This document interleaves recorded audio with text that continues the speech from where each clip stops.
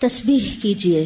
جہاں تک تسبیح کرنے کا حکم ہے تو وہ نماز کے اندر بھی اور نماز کے علاوہ بھی ہمیں اس کی تاکید ملتی ہے اور اس کا بہت فائدہ اور ثواب ہے.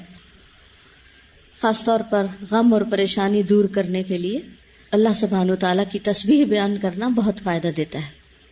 اسی طرح نماز کے سجدے کے علاوہ جیسے سجدہ تلاوت ہے، سجدہ سہو ہے، سجدہ شکر ہے، تو ان تمام سجود میں بھی تسبیح کا حکم ہے.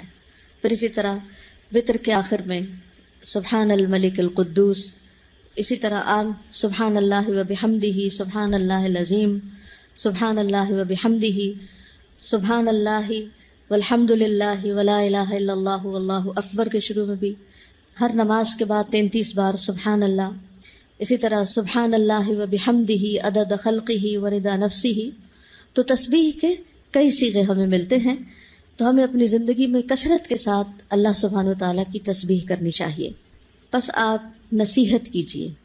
ذکر میں کچھ اذکار ایسے ہیں جن کی قرآن و سنت میں کثرت کے ساتھ وصیت کی گئی، اور اگر انسان ان اذکار کی روزانہ پابندی کرے تو بہت سی پریشانیوں، غموں، تکلیفوں، بیماریوں اور گناہوں سے بچا جا سکتا ہے. یہ ذکر قلعہ ہے، محفوظ قلعہ. جب انسان اللہ کا ذکر کرتا ہے تو ایک محفوظ قلعے میں آ جاتا ہے. کس کس چیز سے قلعہ ہے؟ کس کس شر سے؟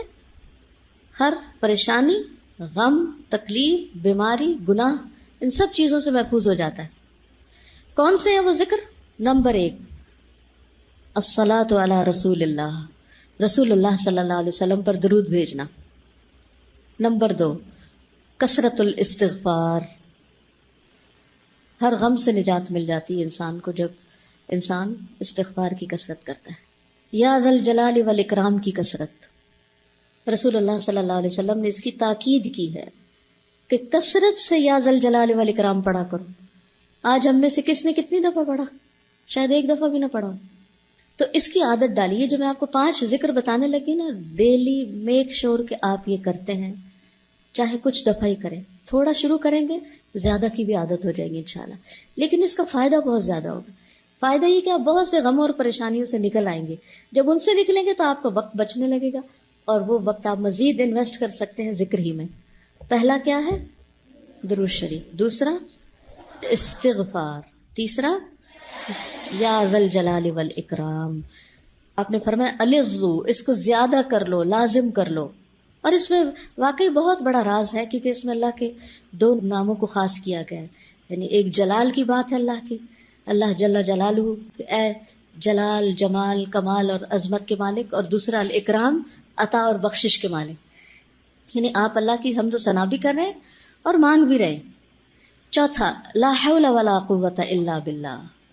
نبی صلی اللہ علیہ وسلم نے صحابہ کو اس کی بہت تاکید کی اور فرمایا کہ یہ جنت کے خزانوں میں سے ایک خزانہ ہے. اور آپ اس کو پڑھنا شروع کریں تو آپ عجیب و غریب تبدیلی اپنے اندر پائیں گے. نمبر 5 لا الہ الا انت سبحانک انی کنت من الظالمین وکذالک ننجی المؤمنین. غموں سے نجات کے لیے. اور پھر سبحان اللہ والحمد للہ ولا الہ الا اللہ واللہ اکبر ولا حول ولا قوت الا باللہ العلی العظیم.